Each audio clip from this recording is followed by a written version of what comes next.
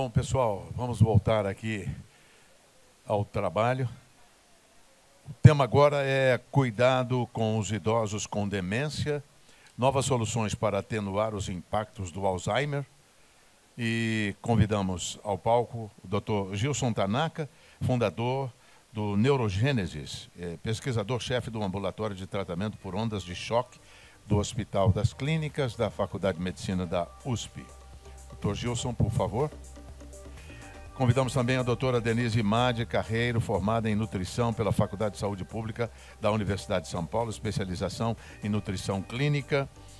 A doutora Denise é pós-graduada em nutrição clínica funcional, autora de 15 livros sobre nutrição e artigos também.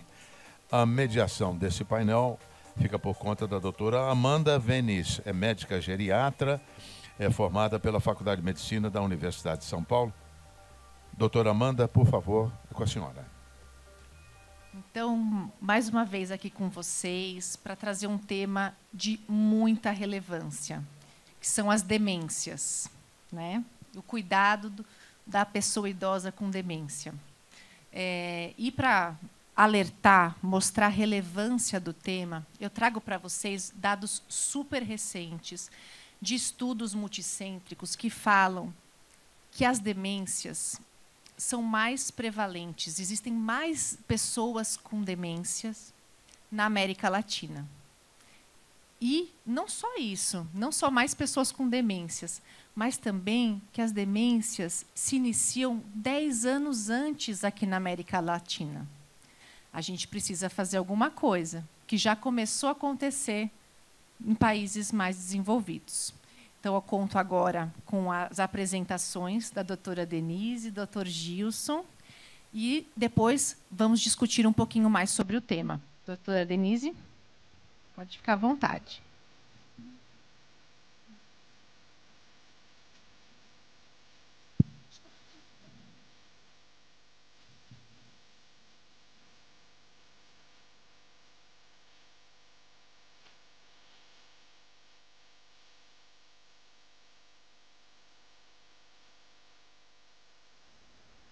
De 12 então vamos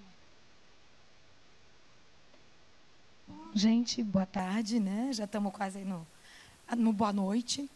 Em primeiro lugar, eu quero agradecer o convite para estar participando, né, desse evento de extrema importância, né? Até pelo que a doutora Amanda colocou. Agora, a gente não só vê que existe esse processo, como eu atuo há muito tempo, já tenho 30 anos de clínica, e eu atuo muito também com doenças do neurodesenvolvimento. Então, o que a gente observa? Estão aumentando demais as doenças do neurodesenvolvimento, doenças neurocomportamentais e doenças neurodegenerativas. Tá? E aí, pensando em todo esse processo, o que eu quis trazer um pouquinho para vocês? O que a alimentação tem a ver com isso? Né? Porque a gente vê que ainda, né, a alimentação não é dada o devido valor, né, que efetivamente ela tem no organismo da gente. Então, pensando nesse processo, a gente fala assim, o organismo ele é constituído aí, num total, de pelo menos 100 trilhões de células. Né? As células humanas, cada uma das nossas células humanas, são formadas aí por, no mínimo, 44 a 45 nutrientes conhecidos. Então, a única coisa que forma uma célula é nutriente. A única coisa que forma a gente é célula. Então, tudo que a gente vê, mas também tudo que a gente não vê. Hormônios, enzimas, neurotransmissores, células de defesa, comunicação neuronal, né, doutor? Quem determina isso? Nutriente. É nutriente que determina a formação de uma bainha de mielina, que vai fazer toda uma comunicação neuronal. É nutriente que vai determinar todo o estímulo para um, né, fator neurotrófico. Então, de uma maneira geral, quando a gente pensa nesse processo, a única coisa que forma a gente e executa a função é nutriente. Tá? E vocês perceberam que eu coloquei lá na abertura uma figura que se confunde aqui, né, entre intestino e cérebro. Isso não é por acaso, né? A gente tem inúmeros estudos hoje mostrando que, se até pouco tempo atrás o intestino a preocupação era preso ou solto, Depois ele passou a ser chamado de segundo cérebro e atualmente pesquisadores que já chamam de primeiro cérebro, né? Então, a comunicação do intestino com o cérebro é direta pelo nervo vago, mas mais de 90% das informações são do intestino para o cérebro, através da ação da microbiota saudável, que determina uma série de ações que vai culminar com essa com a adequação da formação de neurônios, de neurotransmissores, de toda essa comunicação neuronal. Mas e a microbiota saudável? Do que ela depende? Ó, que coincidência, do que a gente come. Tá? E aí a gente começa a ver o que está acontecendo. Né? Será que é normal a gente começar a ver cada vez mais as pessoas cada vez mais doentes? Né? Já recebi paciente no consultório com Alzheimer e Parkinson com 50 anos. Né? O que está acontecendo? Tá? E aí a gente percebe o seguinte, ó, nós estamos nos alimentando cada vez mais, mas nos nutrindo cada vez menos. Tá? Então, o reducionismo nutricional ele fez com que nutrientes isolados passassem a ser considerados mais importantes do que os alimentos. Então, se eu pegar uma fruta, um legume ou uma verdura, eu tenho centenas de fitoquímicos. Fitoquímicos com ação natural anti-inflamatória, antioxidante, desintoxicante, anticancerígena, imunomoduladora, neuromoduladora, digestiva, circulatória. E aí você pega um alimento e tira de lá uma vitamina, né? Alguns minerais. Aí você pega isso, coloca isso dentro de um produto alimentício, ultraprocessado, associa um monte de cápsulazinha entre remédios e nutrientes e acha que isso é igual a isso. E que eu posso realmente tirar um alimento e trocar isso por um ultraprocessado. E nós temos uma inversão de valores. Porque as pessoas que querem comer comida de verdade, sabe aquela história? Descasca mais e desembala menos, né? A gente tem um guia alimentar que fala, evite os ultraprocessados. Com estudos que já provaram e comprovaram que esses aditivos destroem microbiota saudável. Alteram permeabilidade do intestino, inibem enzimas digestivas, inibem enzimas hepáticas que vão eliminar toxinas que podem, inclusive, afetar o cérebro. E o que é mais importante aí nesse processo também, vários aditivos químicos, principalmente do tipo BHT, inibem um processo chamado fosforilação oxidativa, que é o que vai fazer com que a gente tenha energia mitocondrial. Então, as nossas energias das células é dada por essa organela chamada mitocôndria. E quando você inibe a fosforilação oxidativa, você está inibindo energia para o cérebro e para os músculos, inclusive cardíaca. Então, a gente tem um guia que fala, evite o ultraprocessado, coma comida de verdade. E as pessoas que resolvem fazer isso são fresca, chata, natureba ou ecochata. Certo? Porque o que é o normal social? Comer porcaria. Tá? Então, aquela mãe que quer fazer e seguir toda uma orientação dos guias, né, que existem, sem açúcar, sem aditivo químico, até 2 anos, o que acontece aí? Coitadinha da criança. Você não vai dar um iogurte para essa criança? Você não vai dar um brigadeiro? Olha, ela está olhando porque ela olha, porque é redondinho, porque é vermelho. Mas ela não sabe o que é aquilo. Né? Aí você fala, e o que você está falando de criança? O que está acontecendo aí? O que a gente tem? O que a Organização Mundial da Saúde já coloca? Programa dos 1000 dias. O que acontece 9 meses antes da criança nascer? Até os 2 primeiros anos de vida, o que vai fazer? Vai determinar o resto da vida da pessoa. Em termos neurológicos, endócrinos e imunológicos. Então, quando eu falei prevenção, nós já temos base para prevenir. E a maior prevenção começa na barriga da mãe. Você tem 30 anos para começar, que começa antes de você apresentar um Alzheimer ou qualquer doença neurodegenerativa. Então, ela vem lá de trás. E aí, esse processo foi fazendo as pessoas realmente acreditarem que elas podiam tirar o alimento, se entupir de ultraprocessado enriquecido, um monte de suplemento, que sem orientação, comprando, né, esse processo, e achar que efetivamente ela estava se nutrindo. E aí, o que o comportamento alimentar tem a ver com tudo isso? Certo? A gente sabe que hoje a base da maior parte das pessoas são os ultraprocessados. A gente tem dados do IBGE que comprovam isso. Tá? E esses ultraprocessados são cheios de aditivo químico, de açúcar, E, além de tudo, a gente ainda tem agrotóxicos e poluentes ambientais naquele plástico que vai para o micro-ondas, né? Então, a gente tem uma série de disruptores endócrinos, de substâncias tóxicas que geram estresse oxidativo e inflamação no organismo todo, mas, como eu brinco com alguns pacientes, pode acreditar que o cérebro faz parte do corpo.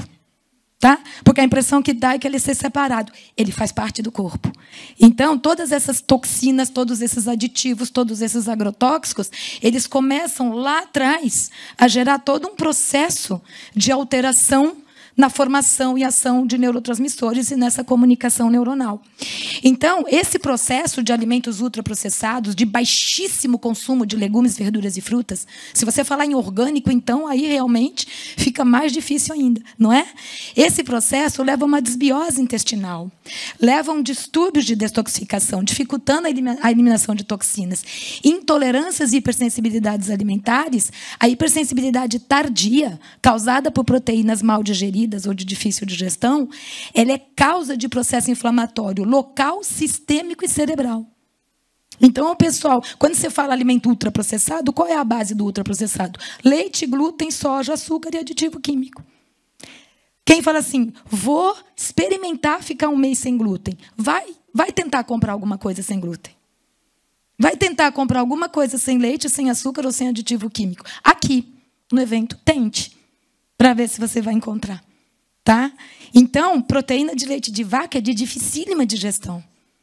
E aí ela causa problema? Ela não causa problema pela presença. É pela frequência associada com a falta de defesa. E quem que dá a defesa? Legume, verdura, fruta, cereais integrais, boa hidratação. Né? E qual que é a base para uma atividade física, que eu estava conversando com o Aurélio aqui, né, que fez a abertura aí do evento? Qual é a base para uma atividade física fazer com que os estímulos deem resultado? A nutrição. Qual é a base para que uma alopatia, uma homeopatia ou qualquer outra terapia faça a ação dela? A nutrição.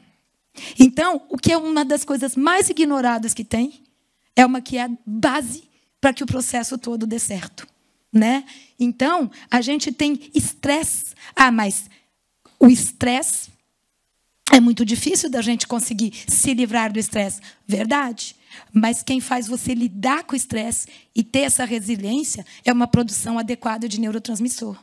É uma energia adequada para o neurotransmissor neurotransmitir. Então, o processo inflamatório, estresse oxidativo, deficiência nutricional, ação de agressores, muitas vezes, para quem tem órgão de choque sensível, cérebro, começa a interferir em função cerebral. A gente tem inúmeros estudos que estão mostrando hoje. Qual é a relação do processo nutricional com o sistema nervoso central? Né? Desbiose, alteração da microbiota, regulação, eixo, microbiota, intestino, cérebro. Deficiências nutricionais. Deficiência de nutrientes que evita o estresse oxidativo, que é uma das principais causas relacionadas, não é, doutor? Né? Não é daí, doutor Gilson? Então, o que acontece? Esse processo todo, ele leva a deficiência e desequilíbrio entre os nutrientes. Ele leva à inflamação crônica subclínica. A inflamação crônica subclínica, eu falo que ela é safada e come quieta. Porque ela vai fazendo estrago bem devagarinho. Quando transborda o potinho, começa a dar sintoma. E isso já vem de meses ou anos. Quando começa a dar sintoma, aí você ouve assim. E, de repente, começou a ter isso. E, de repente, começou a alterar a memória. E, de repente, com certeza não. É um processo que já vem de muito tempo. Estresse oxidativo, disfunção mitocondrial. Isso é uma das principais bases de alteração de função cerebral. E isso tudo depende do quê? Do que a gente come. Tá? Danos celulares e alterações funcionais de órgãos e sistemas vão ser causadas por todos esses fatores. E isso acaba levando a doenças crônicas e a transtornos funcionais neurodegenerativos, neurocomportamentais e do neurodesenvolvimento. Então, nós sabemos que um dos principais fatores que interferem diretamente em função cerebral são disfunção mitocondrial, principalmente por falta de nutrientes que executam essa ação. Coenzima Q10, vitamina B2, certo? Vitamina C, ferro. Então, vários nutrientes necessários para que haja energia para o cérebro e para o músculo. Inflamação. Processo inflamatório altera neurotransmissores. Processo inflamatório vai alterar as células, os fatores neurotróficos, vai inibir esses fatores de formação de novos neurônios, né? E todo o processo que envolve essa comunicação neuronal. E a deficiência de nutriente que executa a função, né? Então, eu dou todo um processo de estímulo para o organismo, mas não tem um nutriente que executa a função. Como é que vai ficar esse negócio? Excitotoxicidade, neurotóxicos, glutamato monossódico, sazon, tempero do amor. Não é assim? Tá? Então, e a gente tem uma série de fatores que são utilizados aí como assim, né? Super saudável. Quantas pessoas de idade não têm condição de preparar uma comida e vai comer o quê? Miojo. Com aquele pacotinho cheio de glutamato monossódico, altamente excitatório de célula nervosa. Morte neuronal, né? Então, estresse oxidativo, hipoglicemia, falta de energia para o sistema nervoso central. Por vários fatores a gente pode ter. E isso tudo, você fala assim, esses são os principais fatores que levam a alterações funcionais do cérebro? São, mas e na alimentação? O que leva a esses fatores? O que leva à inflamação, à disfunção mitocondrial? Comportamento alimentar alterado, integridade da mucosa intestinal alterada, muitas vezes por uma alta quantidade de drogas. Né? E quanto mais a gente vai fazendo o quê? Recuperando função, menos medicamento vai precisando. Não é não, Márcia? É, né? Né? Então, a gente vai nesse processo. Você vai recuperando função, muitas daquelas drogas que são usadas, você vai conseguindo ou diminuir ou tirar a partir desse processo de recuperação. Né? Aminas biogênicas, certo? Altamente presente em alimentos, altera a microbiota, não consegue eliminar.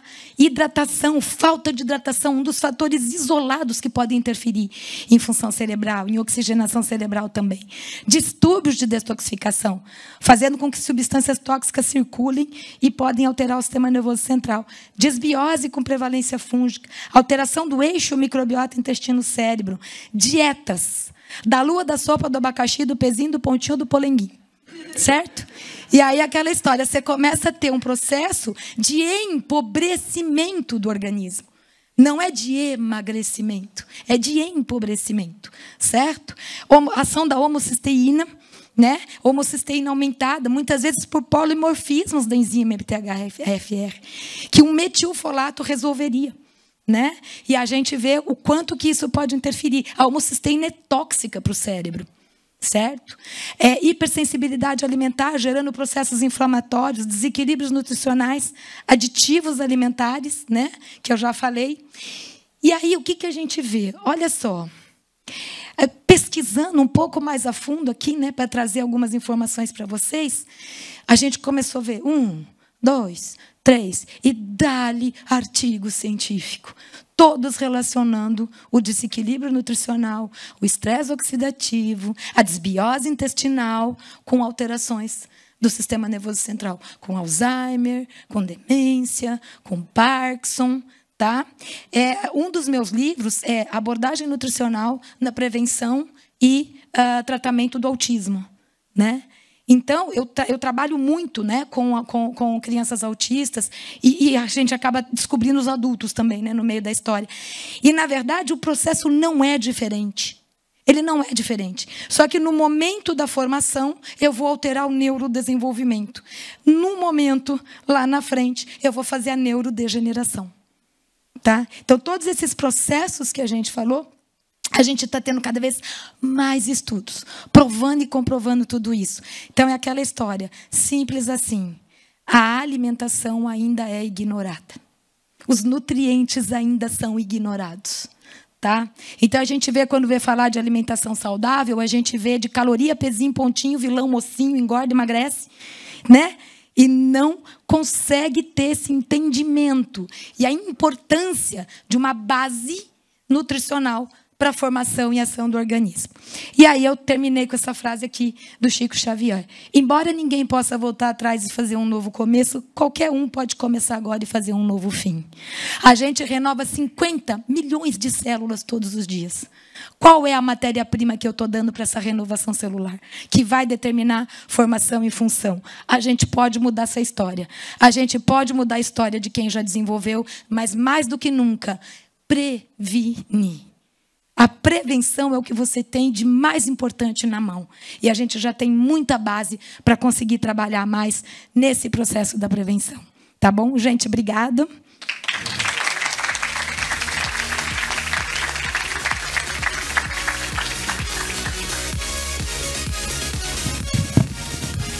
Muito obrigada, doutora Denise. Foi ótimo a sua apresentação, foi muito bacana. Já tenho algumas perguntas aqui para fazer, estou me segurando para dar a oportunidade do doutor Gilson falar um pouquinho para a gente. Vou falar igual a professora. Denise, também prefiro ficar... Ok. Bom, boa noite, muito obrigado pelo convite, Márcia, Amanda. Parabéns, professora.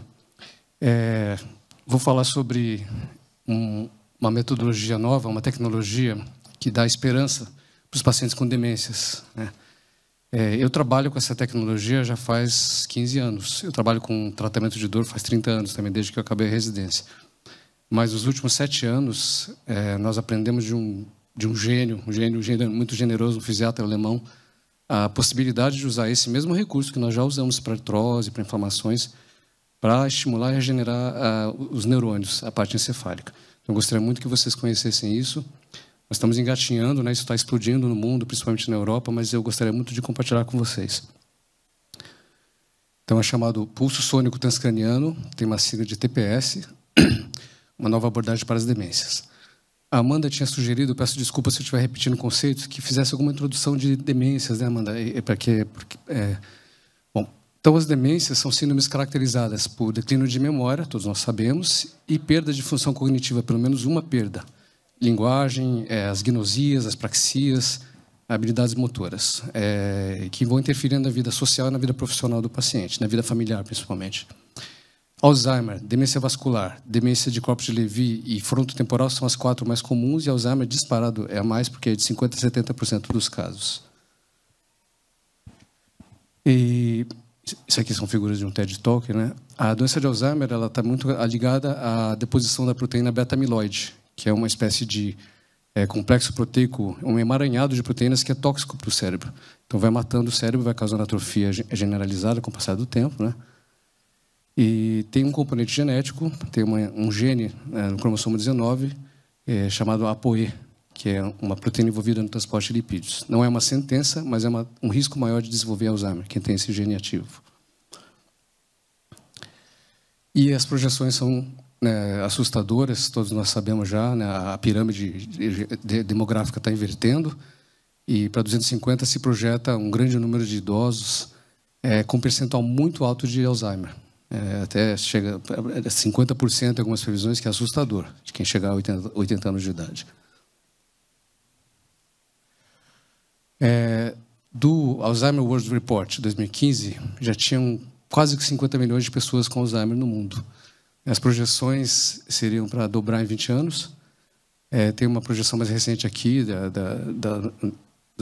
da Inglaterra, né, de até 153 milhões de pessoas com Alzheimer até 2050. É muita gente, né?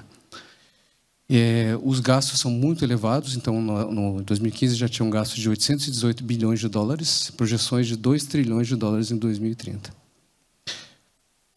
Mais do que dinheiro, né, esse número todo tem a repercussão sobre os cuidadores. Então, isso interessa muito a vocês, né? Tem estudos sobre depressão, da prevalência de depressão em cuidadores, mais cuidadores familiares de demência, que chega a ultrapassar 50% a prevalência.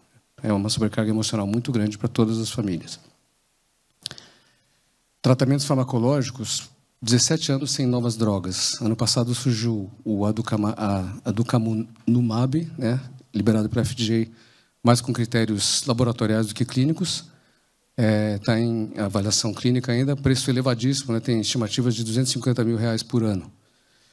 Ontem foi anunciado outro remédio, né, o lecanemab, que teve uma resposta clínica um pouco melhor, melhora do declínio cognitivo em 27% dos pacientes em relação ao placebo. Mas a gente não tem solução boa farmacológica até agora para Alzheimer. Tá? Essa é a realidade. Prevenção, a professora Denise acabou de falar brilhantemente, né? Então, estratégia nutricional, combate os fatores de risco para as doenças metabólicas inflamatórias, né? Evitar agressão, a neuroagressão, estilo de vida, né? Exercício físico foi falado bastante aqui hoje, exercício físico estimulando a neurogênese, combatendo os fatores de risco também, né? Controlar a hipertensão, diabetes, evitar trauma craniano, que os nossos idosos caem muito, né? Então, o trauma craniano aumenta o risco de demência, fazer o estímulo cerebral, o exercício, e o sono adequado e a modulação do estresse.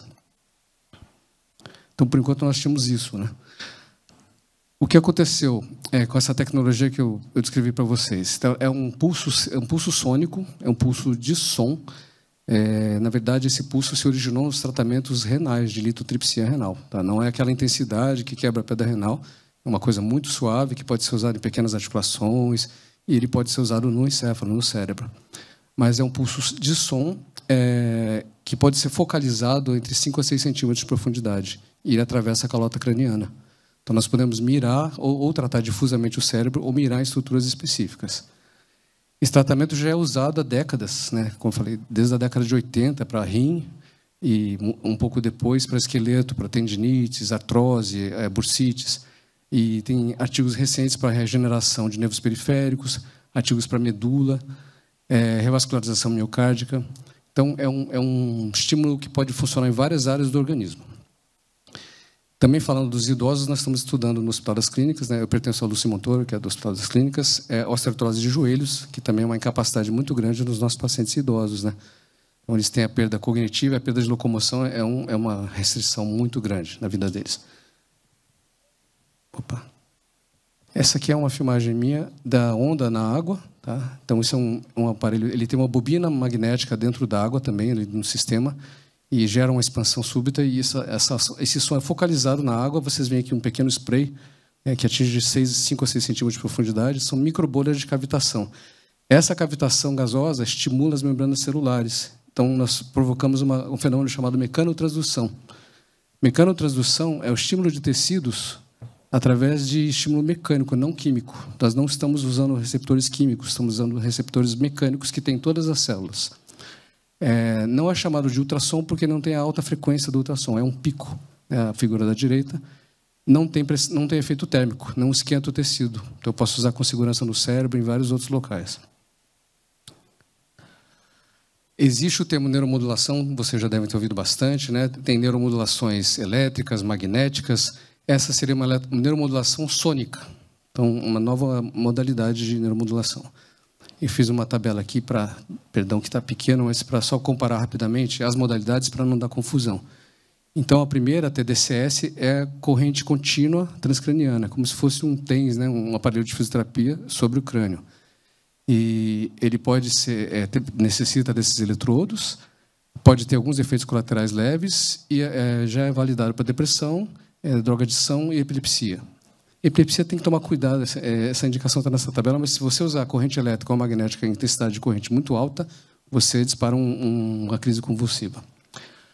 A estimulação magnética, ela tem mais profundidade, é usada com ímã sobre o crânio, e esse ímã gera uma corrente elétrica, ele induz uma corrente elétrica intracerebral. Também tem várias indicações, também mesma coisa, depressão, drogadição e epilepsia. Dor crônica está faltando nesse slide, perdão, é minha área, mas está faltando dor crônica, já é validado para estimulação magnética. E o TPS, que é mecânico, em poucas sessões, ele tem um efeito muito promissor em demências e outras doenças neurodegenerativas. Está sendo estudado o mal de Parkinson, nós pretendemos estudar AVC, lá no Lúcio Montoro, e perda cognitiva pós-Covid. Efeitos colaterais mínimos, no máximo dói o músculo temporal um pouquinho, não tem risco, é muito seguro. Precisa colocar gel na cabeça, porque é som, então o único inconveniente é que tem que encher a cabeça de gel. Então, eu falei que a mecanotransdução é o princípio da onda do TPS, da onda sonora, né? Aumenta a concentração de vasodilatadores, a professora Denise estava falando disso, vasodilatadores, neurotransmissores e enzimas. ativa os neurônios da micróglia, os neurônios de suporte, as células de suporte dos neurônios, a micróglia, e reduz a placa de beta-amiloide. Tá? Pode estimular diretamente as células que têm capacidade de reprodução, causar neurogênese. É muito estudado hoje em dia a neurogênese no hipocampo, na área principal da memória, né? O adulto normal, sem demência, produz 800 neurônios novos por dia no hipocampo. Então, se a gente consegue estimular isso num paciente que está perdendo essa capacidade de produção, pode recuperar a memória dele. E tem outros estudos de neuroplasticidade, melhora de conexões cerebrais. Esse aqui é o Dr. Henning Busch, tá? É um fisiatra alemão que veio ao HC em 2015, eu conheci num congresso em 2014, e ele inventou 3 aplicações fantásticas dessas chamadas ondas de choque no sistema nervoso. Polineuropatia, que a gente não tem muito remédio também para polineuropatia diabética, ou causada por quimioterapia e outras drogas, estatinas. Lesão medular, ele tratou pacientes com lesão medular incompleta com melhora motora, isso não está publicado até hoje ainda. E, em 2014 e 2019, lesão encefálica e Alzheimer. Então, esse aqui embaixo ele está palestrando agora mês passado em Praga. Esse é o artigo dele de 2015, 5 pacientes quase comatosos pós-lesão encefálica que ele acordou. Então, foi um tratamento muito longo, 27 sessões, mas ele melhorou a escala de coma e os pacientes, 3 tiraram o tubo de alimentação, voltaram a comer e 4 recuperaram contato não verbal com a família. Então, é surpreendente, né? O artigo de 2019 é esse, feito com a Universidade de Viena. Então, o aparelho foi aperfeiçoado, ganhou uma neuronavegação, um sistema gráfico que permite focalizar, mirar mais em áreas específicas do cérebro. E o que foi demonstrado é que, bom, é seguro porque evita o aquecimento do tecido encefálico, como eu já falei. E ele recebeu a certificação europeia, a conformidade europeia CE. E já tem 103 aparelhos na Europa, alguns na Ásia, né, Hong Kong, está estudando depressão, na Turquia. Estão chegando aparelhos na América Latina. 2 aparelhos do Brasil, os primeiros estão no Hospital das Clínicas, no Lúcio Montoro. Tá? Esse tem um vídeo do sistema, para vocês entenderem. Tem umas referências visuais na peça de aplicação, num óculos no paciente. O sistema alimentado com uma ressonância do paciente prévia, ele reconstrói 3D o cérebro e, à medida que você vai aplicando, ele vai calculando a energia que está sendo aplicada nas áreas do cérebro. Isso era feito sem a navegação, desde 2015, com o Dr. Luzi Busch, difusamente. Ele falava, trata o cérebro inteiro. E funcionou para demência, funcionou para AVC, funcionou para várias patologias. Mas agora tem essa mira. Essa neuronavegação, correto falar. Naquele estudo, 35 pacientes melhoraram o score cognitivo alemão, o CERAD, que é um score de demência, né? Melhoraram imediatamente após e 3 meses depois eles continuavam melhorando. E estudo com ressonância funcional mostrou melhora da conexão do cérebro, conectividade cerebral. Esse aqui é fantástico, eles fizeram uma ressonância com algoritmo para volume cerebral e uma área muito, muito especial do cérebro, o pré-cúneus, que é uma espécie de hub, né, de muita conexão no cérebro, melhorou a atrofia dessa área, com poucas sessões que eles fizeram, de 6 a 10 sessões. Reversão de atrofia cortical. Eles usaram outro método, que são potenciais evocados, para mostrar que interfere neuromodula também a atividade cerebral. Por último, teve uma melhora de depressão, em escala de depressão clínica, nesses pacientes com Alzheimer. Então, melhorar o desempenho cognitivo, reduzir a atrofia cortical, modular respostas de neurônios, né? Melhorar a conexão e a reorganização do cérebro e a melhora de depressão são coisas fantásticas que a gente não tinha com nenhum método até agora, nenhum remédio. Uma última teoria do efeito desse tratamento no cérebro é que ele pode melhorar a circulação licórica. E o líquor é um higienizador do cérebro importantíssimo para limpar o beta-amiloide, limpar os metabólitos tóxicos, né? Todo mundo tem que dormir, né? Quem não dorme sabe como prejudica o cérebro, né? E nossos idosos podem ter um prejuízo desse sistema, e a onda de choque pode melhorar o sistema linfático, que é licórico, células da glia e os linfáticos perimenígeos. Isso também está sendo hipotetizado no pós-Covid, tá? Com disfunção cognitiva pós-Covid. Esse aqui é um ortopedista, vice-presidente da Sociedade Mundial de Onda de Choque, mas tratando o encéfalo, e ele é um estudioso de linfáticos, por isso que ele está tratando e está fazendo toda a conexão teórica disso também. Eu vou... Desculpa, ainda tem tempo. Eu vou acrescentar 2 depoimentos, tá? Eram depoimentos familiares, fiz, na verdade, uma descrição de caso.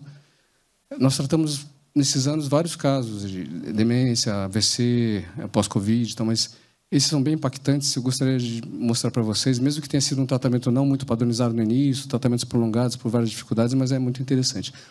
Então, HV, 88 anos, ex-professora de piano, mãe de uma amiga minha, diagnóstico de Alzheimer ou demência mista, Alzheimer mais Lewy, em 2016. Tinha alucinações muito intensas toda noite, auditivos visuais, que tinha uma pessoa perseguindo, e ela quebrava a casa toda. Minhas amigas ficaram sem dormir praticamente 1 ano, né? Tomava 300 miligramas de quetiapina, chegou a ficar 2 dias sem dormir, e tomava outros remédios também já para demência, né? E para controlar o humor. Foi muito difícil fazer as sessões nela, porque ela queria sair correndo no meio da sessão, mas conseguiu fazer com espaços muito grandes também, 32 sessões, 18 meses. Já parou faz 3 anos. Quando parou, eu falei, ela vai voltar, porque essa doença é progressiva. Isso aqui vai dar uma compensada. Ela está bem faz 3 anos. Ela estabilizou, né? Ela não teve mais surtos, ela tem bastante memória, ela é independente para alimentação e higiene, ela até cozinha com supervisão. E o mini-mental dela, que era 16, chegou a ficar em 22, quase normal, né? Então, um caso extremo, mas muito impactante. Médico, 75 anos, diagnosticaram de Alzheimer em 2019, fase moderada, mas já perdeu orientação espacial em casa, não conseguia achar banheiro, sala, quarto. Dificuldade de concentração, isolou-se dos amigos, tinha dificuldade de usar o computador, ler livro, assistir televisão. Quando ele chegou para tratamento, ele não conseguia conversar, não evocava as palavras. Ele queria falar e não vinham as palavras corretas, né? Ele não aceitava cuidador até o momento que ele saiu de casa, ficou perdido por 5 horas. Aí ele realmente aceitou companhia e cuidados. Tomava medicamento para demência já. E com o tratamento transcraniano, ele foi melhorando a capacidade de falar, ele virou fluente. Ele não tem mais problema de falar, né? Melhora progressiva de atenção, passou a assistir filme de novo, até lembrar alguma coisa do filme da véspera, usar celular, computador. Voltou a frequentar o clube, e algumas pessoas não sabiam que ele tinha Alzheimer, até nem percebiam. Então, tinha essa retenção de assuntos até. Em fevereiro desse ano, ele fez o tratamento interrompido pela pandemia, mas estava fazendo com uma certa regularidade. Em fevereiro, ele teve Covid. A neuroagressão da Covid fez ele piorar, perdeu tudo. Não sabia mais ligar o chuveiro, comer, reconhecer os alimentos. E aí nós fizemos um intensivo, né? Aumentamos a frequência de tratamento e ele recuperou. Ele voltou ao que ele era antes da Covid, né? Então, realmente, foi muito, muito, muito feliz a evolução desse caso. E ainda continua a apresentar algumas melhoras. Tá? Então, esses 2 casos são muito impactantes. E aí eu queria dizer que nós estamos fazendo o que a professora Lina Mara está aqui presente, né, sob a liderança dela, o nosso estudo nacional para validação desse método no SUS, né, no serviço público, no Simão Toro, para que isso vire parte da política pública, como a Márcia estava falando. Isso não pode ser uma tecnologia inacessível, né, muito cara e inacessível para as pessoas. Então, nós estamos fazendo um esforço com o Instituto de Psiquiatria para fazer o estudo nacional. E também através da professora Lina Mara, que vieram esses 2 aparelhos com a neuronavegação, os primeiros do país, que nós estamos em treinamento para aprender, para usar para os nossos pacientes, porque o Simão Toro é um centro de referência de AVC também. Então, nós não vamos ficar só na demência, né? Nós vamos expandir o uso dele. Acho que é isso. Então, finalizando, as possibilidades clínicas do TPS, as doenças que se beneficiam da estimulação cerebral profunda não invasiva, que precisam de reorganização neuroplástica, são as demências, as neurodegenerativas e dos tubos psiquiátricos também. Patologias focais que necessitam de mira e foco preciso, como a doença de Parkinson, que os núcleos afetados são mais profundos. Está sendo feito estudo lá em Viena agora. AVC, tratamento de dor também, nós pretendemos estudar, e até a esclerose múltipla, as doenças desmineralizantes. É isso que eu tinha a dizer. São meus pais, 88, 83 anos, que nós possamos cuidar melhor dos nossos queridos longevos, né? Meu pai está jogando tênis com 88 anos, estou muito feliz. Minha mãe, eu vou fazer o último testemunho aqui. Minha mãe foi minha primeira paciente com o Dr. Luiz Bush, porque em 2015 ela começou a referir perda de memória e caiu, bateu a cabeça numa toma, vi que já tinha uma atrofia cortical frontotemporal grande. Ela ia demenciar. E ele falou, você trata sua mãe todo mês. E a minha mãe não demenciou até agora. Então, tem uma ação preventiva também. Obrigado, é isso que eu queria que vocês...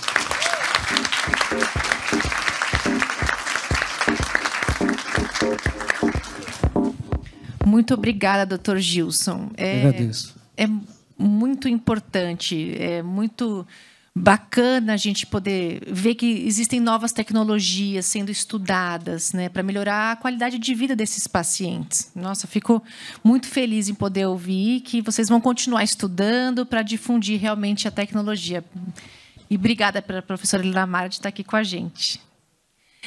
A gente tem pouquíssimo tempo. Eu vou fazer uma pergunta para vocês. A gente falou muito ao longo do CONACHER sobre prevenção, prevenção, prevenção.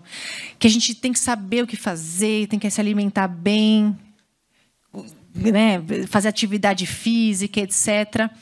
Mas por que a gente não faz? Queria que vocês falassem um motivo. Para mim é falta de informação.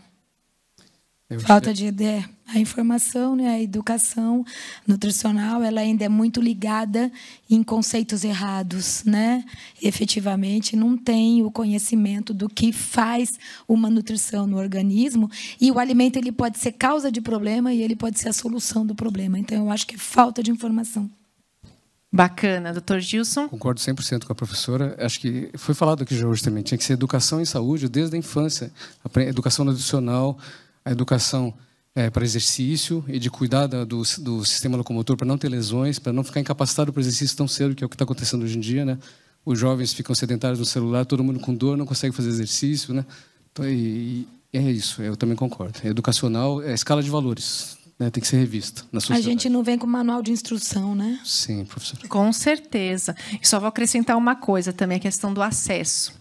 Eu vejo as equipes de saúde aqui do município de São Paulo, do SUS, ali, o pessoal, aquelas carinhas conhecidas do programa acompanhante de idosos, das unidades de referência em saúde do idoso, que vivenciaram na pandemia isso, né? O idoso sem ter acesso, o idoso dentro de casa, o idoso que tinha que fazer o quê? Fazer compra uma vez por mês, daí comprava o quê? O miojo. Comprava o quê? O que durava mais no armário, o que não era perecível. Pão com mortadela. Sim, sim. Então, a questão do acesso também é importante. Eu acho que a gente está aqui para batalhar para que todos tenham acesso, né? Muito obrigada pela presença de vocês, foi ótimo. E, acabando o CONACHER, eu gostaria de convidá-los para o lançamento do livro da doutora Denise, que vai acontecer amanhã, às 17 horas, no estande da Mastercare. Estão todos convidados, não é? É isso aí. Obrigada. Bom, aproveitando também, gostaria de convidar a todos os presentes. Às 8 horas da noite, nós temos no salão principal, lá, né, no auditório principal, uma bela apresentação musical. Todos estão convidados.